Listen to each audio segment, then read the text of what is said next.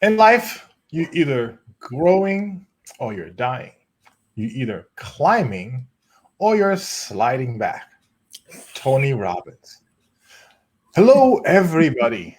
My name is Richard Francois. This is the Astound Yourself Dating Show. We are back on a Thursday night. We missed you all. Hopefully, some of y'all missed us. Some of you hopefully noticed we were not even on last week. We are back this week for another episode of the Astound Yourself Dating Show. And my name is Richard Francois. I am your host, or half of the hosting body. The other half is here too, and her name is, what is your name, illustrious co-hostess? Hi, I'm Elaine, and I am the other half of the host situation here at Astound Yourself, the illustrative matchmaker, Elaine. That's right, the other half of the hosting situation. Never called it that before. The hosting situation. Let's see what else we come up with for names, titles for us here at the Astound Yourself Dating Show. If this is your first time watching, feel free to say hello, like Tammy just did. Hello, Tammy. Good to see you. What's up? Feel free to say hello. Saying hello. I got to get my screen back. Oh, hello, Tammy. We missed you. Did you miss us? I feel like you can also. It feels like a month, doesn't it? Also, for me, it feels like a week has gone by, maybe more. It's 2 weeks. Time flies. Yes. It's been 2 weeks. Time does fly. So getting back onto today, we do have a special guest for you. But like I was saying, if you are new to the show, make a comment, ask a question, share with your friends. This is a conversation. It's a dialogue between you, Elaine, me, everybody.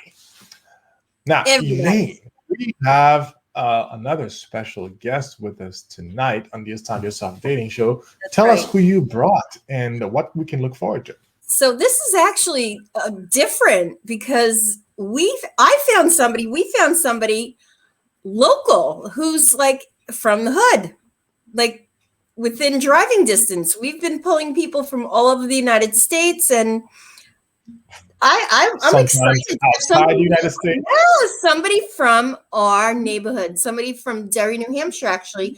Her name is Ashley Wilson. And I don't know if she found us or we found her, but we found each other, which maybe that's the best way to put it. So here she is. We found her on, well, we don't even have to get into how we found each other, but we found each other.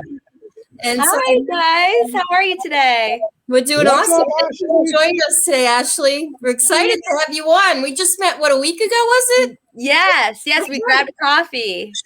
Yeah, we met just about a week ago, so this is pretty spontaneous. Yeah, and can you guys see me? I know I don't have the best lighting, but I'm trying to hide from my toddler. We see you. I see you.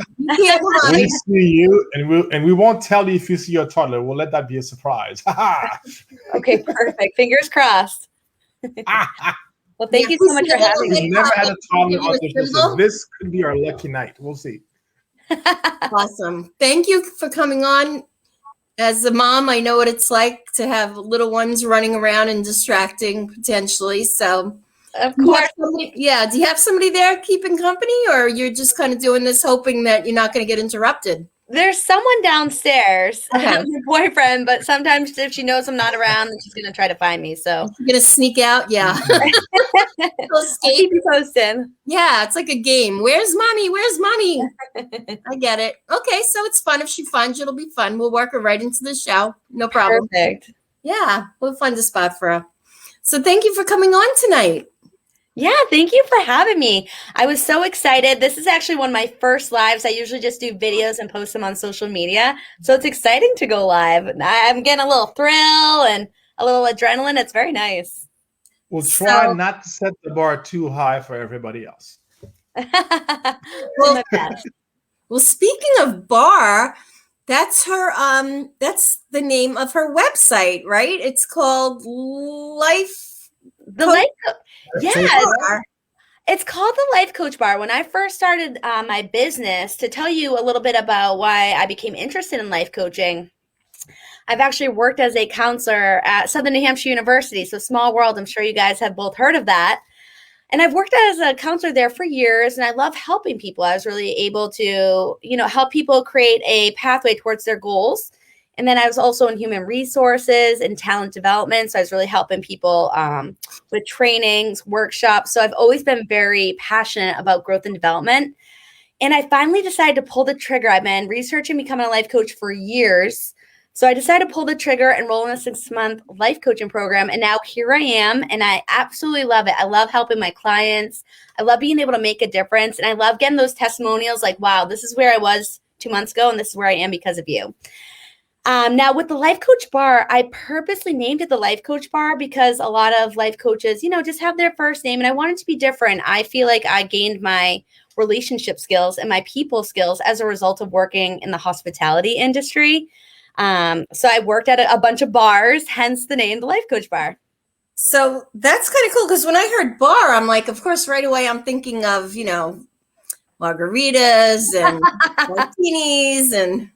Well, yeah, if you want to mix it in while we're talking, so be it. Well, maybe it's like you give a little shot of inspiration for this part of your life and a little bit of this and a little bit of that, Yeah. But you know what? It's funny that you say the bar because in a lot of cases back in the day when there were no life coaches, people would go to their bartender. Oh, 100%. They're just they'd sit there and tell them their problems and say, help me out, bro. What should I do about my girlfriend? She's cheating on me again. Ain't that the truth? Or you would meet a lot of people at the bar. So the bar is kind of connected no matter how you see it, right? Right. So this is going to bring people off the sauce, so to speak, right? Yeah. That's awesome. You got your informal training at the bar. You got plenty of formal training as well. Well, Yeah. let's start with who do you like to work with? Who is the ideal client for Coach Ashley Wilson? You know what? I love being able to help anyone, but specifically people that have had their fair share of failed relationships. Because if you're single and if you're over the age of 35, then clearly something's not clicking. You're not doing something right. And that's not to call anyone out, but I feel like if you're not in a serious relationship from 35 to 55, or you're really struggling with building healthy relationships. So having those healthy communication skills, those healthy boundaries, those healthy expectations, and being able to, be assertive in your relationship and tell someone what you want versus one person being passive, the other person being aggressive, and you're not really getting anywhere. So I feel like there's a lot of failed relationships. So I focus specifically on people 35 to 45, men and women, that are struggling in relationships, that need to rebuild their confidence and that are looking to go back in the dating scene, but this time they want to be successful. So ideally that would be my client. Gotcha.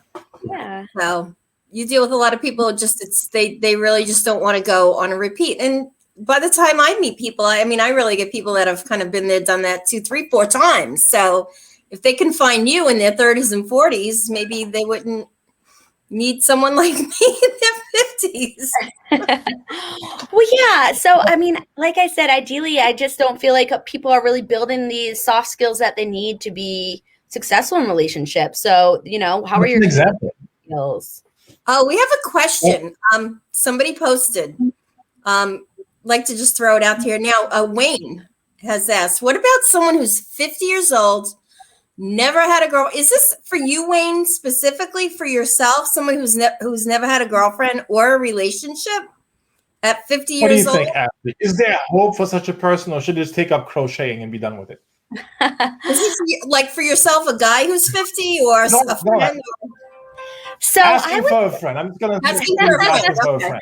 All right. Okay. So for Wayne or his friend, what I say is there's always that opportunity. There's always hope. You just need to build the right skill set in order to be successful. So obviously, if Wayne has never dated and never had a serious relationship, he needs to work on his his social skills, being able to build relationships and connect with people. So I'm guessing he doesn't know how to relate with others or maintain a conversation effectively. Maybe he's had, similar small talks here and there, but he hasn't been successful in taking it to that next level. So I think he would definitely need to build better interpersonal skills in order to be able to make a better connection and take it to that next level of a date. What's a So, good place to practice interpersonal skills besides playing chess? right.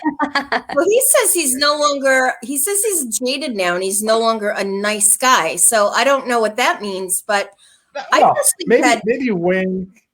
Go ahead, Eileen. Sorry. no, I getting was very going to say, I've worked with people in their who are a bit up in age, so to speak, over the 50 line. And, wow, this is a little bit different from what I'm used to, but I've worked with people in their 50s who haven't had any serious long-term relationships, and I've helped them launch into the dating realm successfully. But what he's talking about, I don't have any personal experience with, and that could be something that maybe needs the help of somebody a little bit more skilled and educated in that type of thing.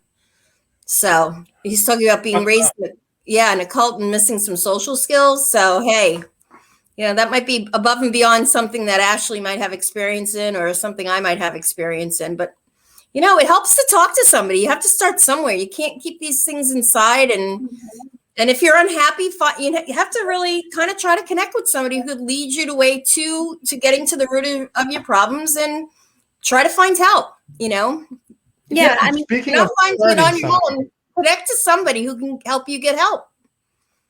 So speaking of starting somewhere, question for you, Ashley, on that. Yeah. What's a good place for somebody to who feels that they haven't had the opportunity to build social skills?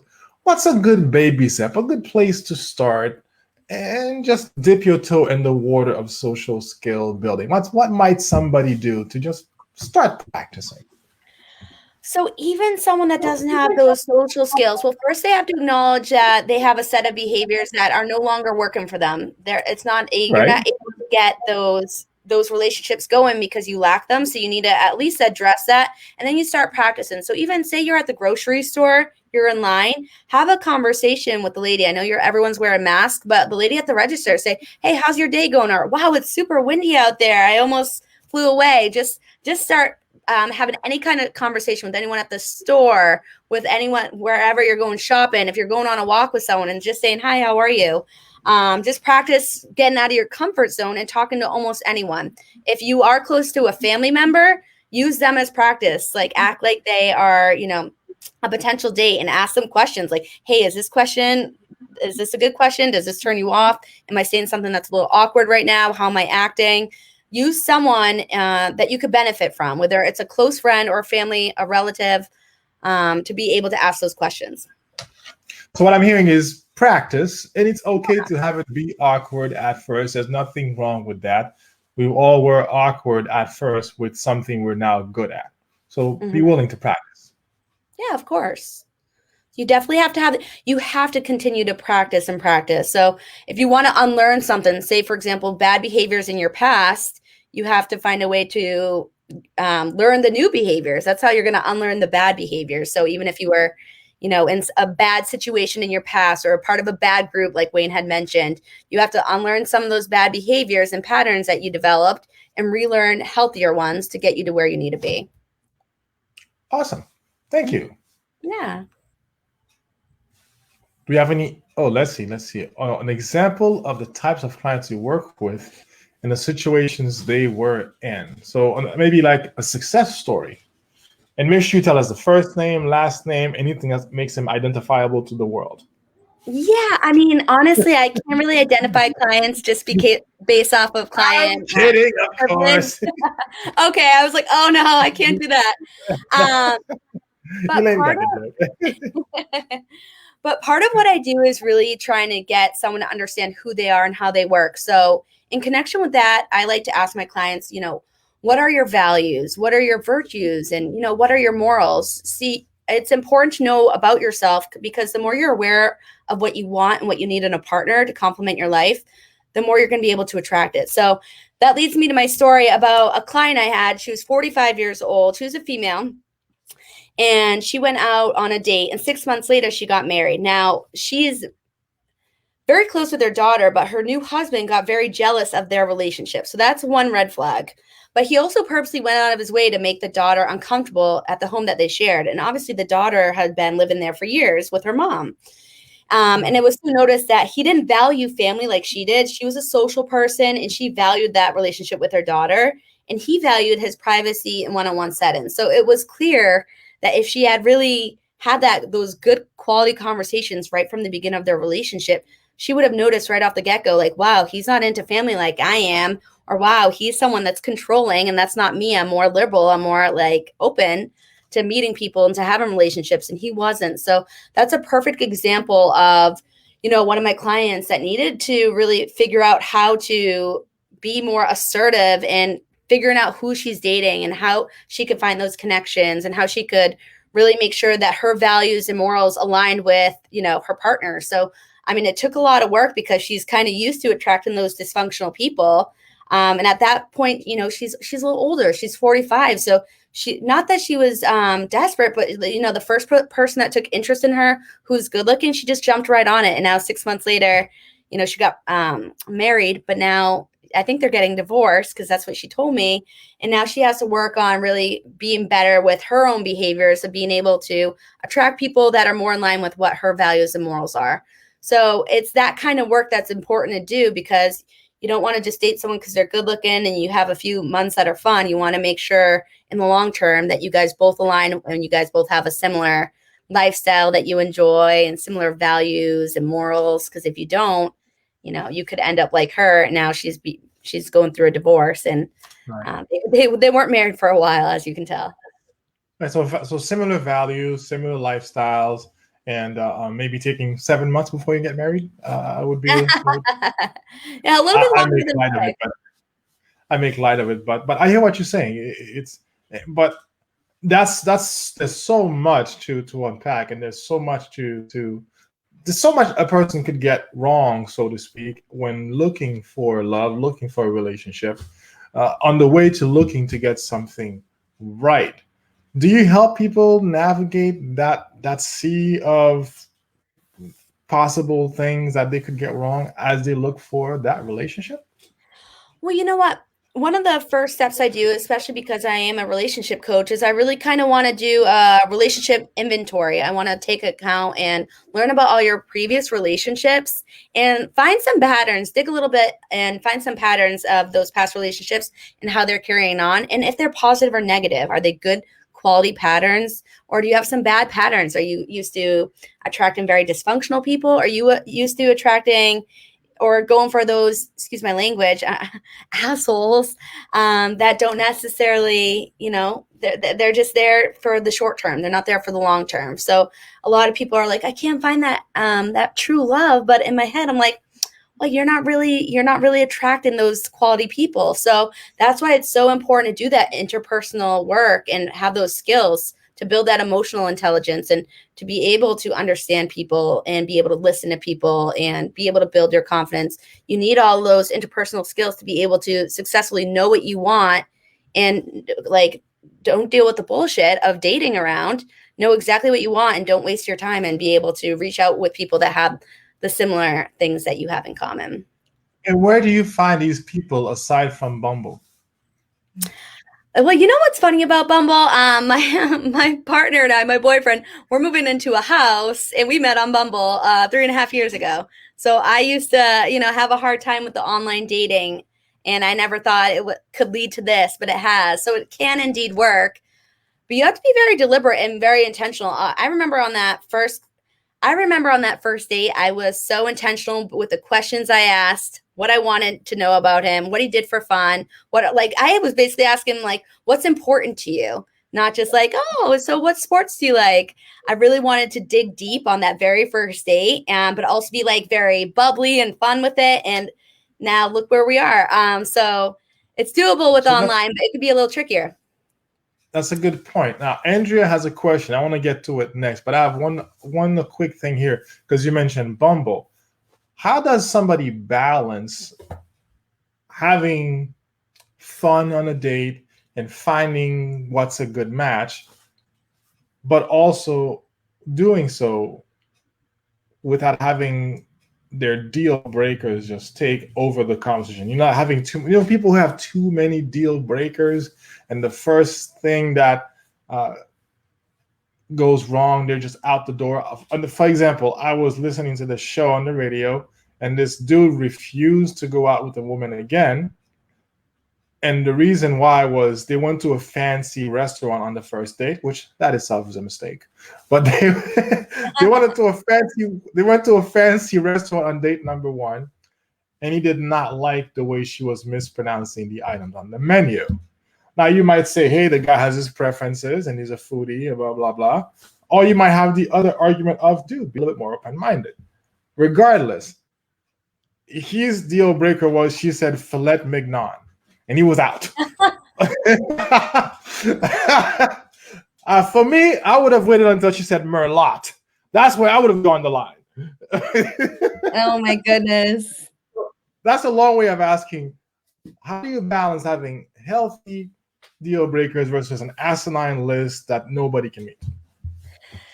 Yeah, that's so it's almost kind of sad because when people have their profiles and like looking for a man 5'3", athlete, and then they have 5 missing teeth and they're overweight, then things aren't just aligning there. So you need to have realistic sorry, I keep moving I'm trying to find like a better light, but I'm just gonna keep it the way it is. Asking for a friend. Where are the women that are looking for a man who's 5'3" on the internet? I want to send all my friends because I don't know anybody who says they're looking for 5'3" when they're posting their ideal guy. Oh, I was just giving an example. Somebody who's 6 feet tall and above. Even if she's 4'9", she wants a 6 foot tall guy. So what's the 5'11" woman supposed to get? Well, yeah, you know what? They're not looking for the right things. And I think a lot of people feel discouraged with online dating because people are like, the way that people are presenting what they're looking for, it's very superficial. So if you're looking for a deep, meaningful connection, that doesn't align within itself. So if it's something that's important to you is like, hey, I love dogs, and I love walks on the beach, but I'm someone that really likes to connect with people and play video games and have heartfelt connections. Then it's like, okay, well, that sounds a little bit more deeper than someone that's like, hey, let's go have fun and drink a beer. So I think it all depends on, how you're selling yourself. Well, what's your profile look like? And, what are you saying? And how are you connecting with someone? Is it just basically over looks, or are you trying to get a deep connection? Are you trying to find a way to be relatable? And a perfect example is if someone goes hiking, you should ask them, oh, I love hiking. Can you recommend a good hike for me? People love recommendations. So that would be a perfect way to get in on starting a conversation. So you just have to kind of do a little research too. If you're interested in a girl or a guy, go on their profile picture, see what they recently did, look at their pictures, see their about section. And if they love sports, you can say, hey, my cousin played in that league too. Tell me more about it, just to get your foot in. Yeah, like find a way to connect. I'm sure what you're not saying is make up a story just to relate. You're saying look to see, find a way to genuinely connect on something that's on the site. If you're allergic to dogs, don't say dogs are my favorite thing in the world. No. Not what Ashley's saying, everybody.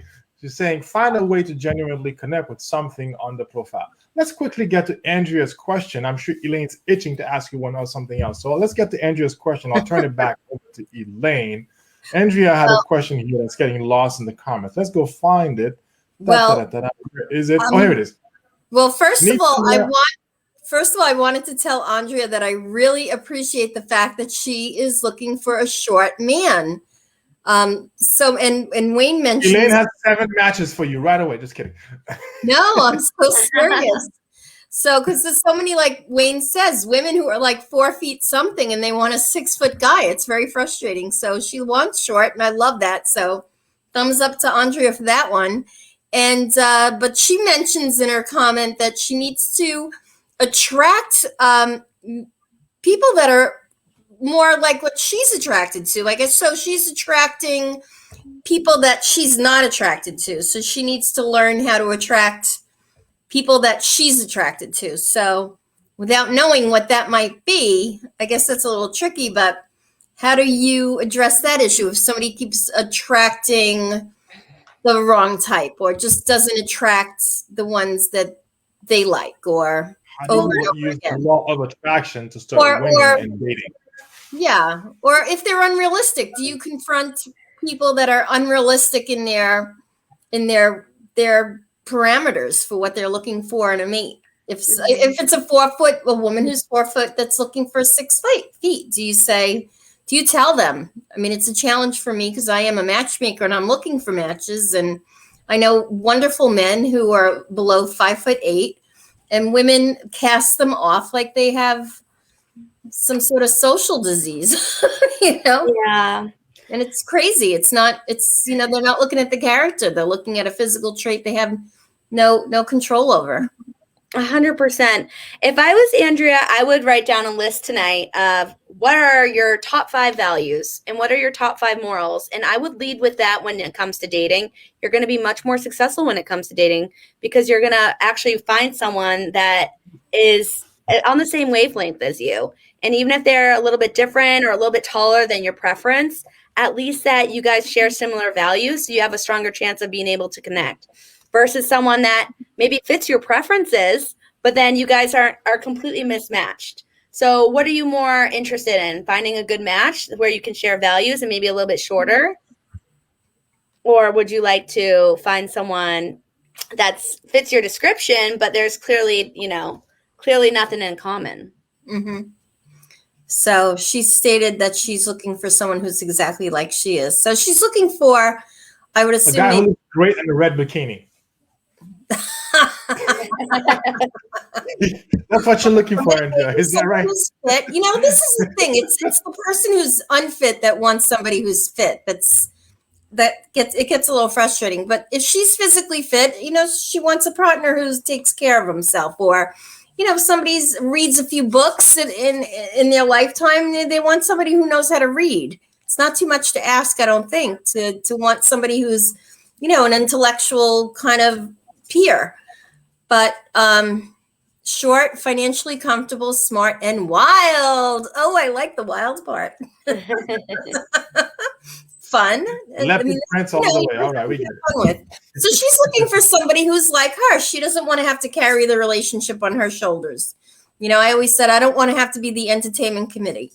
And okay, they don't like me. They don't like you? How could they not like you? You're beautiful. I think there's a session with Elaine in the future for Andrea, so that you can see who you might match with. Are you local, Andrea? Do you live in the area? Do you live in the southern New Hampshire, Massachusetts area? Do not type your address in the comments. Yeah, we don't want to know your phone number, address. You should maybe connect offline. Maybe connect. Because you never know. I know a lot of people. Oh gosh. Anyway, so it's not impossible. You just have to have more than one set of eyes. Usually helps. That's what I say. It's hard to find somebody. You know, when you're the person looking, it's easier to have somebody else look. It's like hiring a realtor when you're looking for a house. It's good to have other set of eyes looking for you when you're looking for something, right? Especially in this market. I know. Oh my goodness. In this market. I know. I'm so happy that my boyfriend and I, we actually got a house because we've been looking for 2 whole years. Wow. Yeah. It was so discouraging. Housing market, dating market. Trust me, I know. I do both. The markets are crazy. It's craziness. You need somebody who's good at what they do. Apparently the housing market's crazy because it took you 2 years to find a house, but you already have a baby. Yeah. Hey, sometimes things the housing market's a lot crazier. You can't plan everything, you know? No. I'm glad the way that panned out the way it did. Certain things, you know. Children are always a blessing whenever they come. They can come anytime. And they're always a beautiful blessing. You don't have to have the house. It's not putting, don't have to have the house first. Trust me, I know. Oh, I was saying the housing market is crazy. Oh, okay. So this book, we wanted to ask you, why is this? We were talking about your favorite book before the show, and you talked about The Secret. Yeah. Have either of you ever heard of The Secret? Yes. I love. Have you read the book, Elaine? Yes. It's been a while. I love the movie The Secret, but oh my goodness, The Secret I love. I live life by this The Secret. It's like the law of attraction. You give what you get, what you put out. So, for example, if you're going you're going to work, you're like, oh man, I'm gonna I'm going to hit red lights the whole entire time. I'm going to be late. And because you already put out that frequency, then you probably will have a crappy morning. You probably will hit some red lights. So it's the law of attraction. What you give out is what you get back. So if you're thinking like, oh man, I'm going to get a lot of bills in the mail this month, then you probably will because you're being negative. But by being positive, by being able to emit, positive vibes, or, I'm going to have a great day. I'm going to have a great month. I'm going to get that promotion. Money's going to come my way. I don't know how, but it's going to come. By just emitting that positive frequency, you're putting yourself on a different level, on a different energy level, and things are going to be working in your favor. So honestly, mindset is so crucial, even when it comes to dating, especially when it comes to dating. Actually, yeah. Absolutely. So that's why The Secret, it's my favorite book. I love it and I live by it. That's why I'm just such a happy-go-lucky person. And honestly, good things always do happen in my life as a result. And when they're not so good, I only just it's only a lesson, and I keep moving forward and stay positive. That's just how I was built. I love self-help books, and I've always read them. So I think it's so important to, just stay positive, whether you're dating or in a bad relationship. Stay positive and try to find solutions. Be solution-based, not problem-based. It's true. Well, there we have it. If you're looking for an attitude adjustment, look for The Secret by Tony Robbins. And if you're not looking for an attitude adjustment, that's a bad attitude, get the book anyway. Yeah. Did he write that book? Tony Robbins wrote The Secret? No, Tony Robbins didn't write The Secret. Okay, I was going to say, I didn't think he did. I can look it up right now. That's what I thought it said in the notes there. Well, yeah, whoever wrote The Secret, go get it, okay? There you go. No, you know what? Yeah, it's okay. It's all right. Whoever wrote The Secret, go get it. Now, the book is The Secret. As they Our say, favorite speaker is Tony Robbins, I think, right? Yeah. Something like that. Yeah. No worries. It's all good. Rhonda Byrne. On the Astound Yourself Dating Show, we talk over each other. It's a big, lovely mess. Keep coming back. There we go. It is time for us to wrap this thing up. Before we go, I'm going to give Ashley a chance to tell you all where you can find her. Ashley, tell people where they can get in touch with you. Yeah, so if you're interested in building some interpersonal skills, and I'm referring to really working on building your confidence, building your communication skills, being able to understand people and relate to people more effectively, then you need to work on those basic soft skills. And a lot of people may not have really learned them effectively growing up or in their childhood. And especially if you find yourself having one failed relationship after the next, this is such a perfect opportunity for you to build those skills, to be able to put yourself out there and be successful, especially with COVID slowly coming to an end. More and more people are going to want to be out. And that's a perfect opportunity for you because more and more people are going to want to meet people, more friends, meet more guys, meet more girls. So it's just a perfect opportunity for you to really build your skill set. So if you're interested in working with me or learning more about me, you can go to www.thelifecoachbar.com. And you can feel free to check out my social media, my pages, some of my testimonials. And, it'd be nice to, get to know you and see how we can help you. There we go. The Life Coach Bar. If you're looking for Ashley, Elaine Swandas, the illustrious matchmaker. Where can people find you? Again, I'm on Facebook. You can always find me on Facebook. And I have a website, of course. But you can call me at 603-262-1560. Thank you very much. That's right.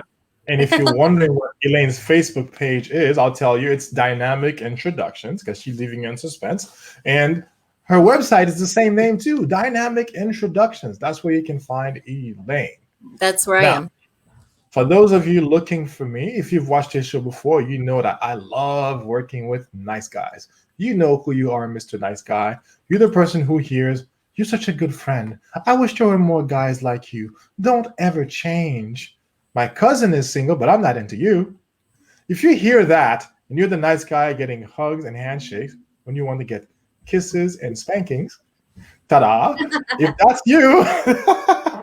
that's you, you can connect with me here on the Astound Yourself Dating page, or you can go to grichard360.com. I have got a 5-day quick workshop coming up on texting. We'll talk about that. What not to do when it comes to the phone number and texting. This, everybody, has been the Astound Yourself Dating Show. I want to thank everybody who watched us today. Special thank you to Andrea and Wayne for holding out the comment section today. We also want to say hello to Carla for her comment, And we see that Gordon just agreed with you on something, Ashley. Gordon said, very true, Ashley. So thank you, Gordon, for agreeing with our special guest. We may just bring her back. We'll see what happens. Everybody, thanks for watching another episode of the Astound Yourself Dating Show. We will see you here, 7:30 Eastern next Thursday. Have a good night. Thank you. Bye. Thank you so much for having me. Thanks for coming on, Ashley.